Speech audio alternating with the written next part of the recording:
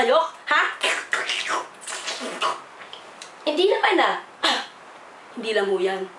Minsan naman po, pag maghahanap ka ng ideal man, ano ba ang standards mo sa isang lalaki? Gusto ko sana mabait, matalino, mayaman, may itsura. Siyempre, kailangan may itsura, di ba?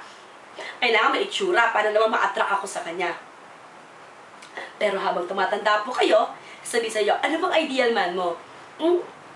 Okay na sa akin yung may itsura. Kahit hindi na masyado gwapo, basta may itsura. Yung hindi naman mukhang swelas ng sapatos. Di ba? Basta may itsura, kompleto ang, di ba? May itsura siya, itsura.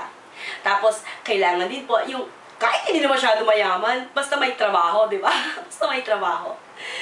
Mabait.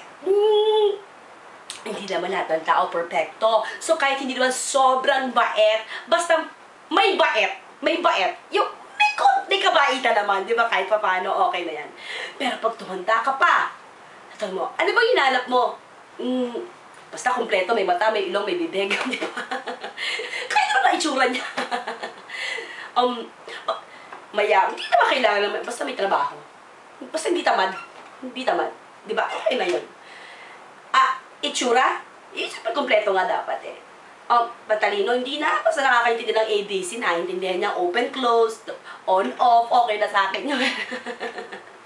Pag tumanda pa kayo, ano ba standards mo? Wala. Kung ano na ang dumating, yun ang standard ko. Pababa na paba.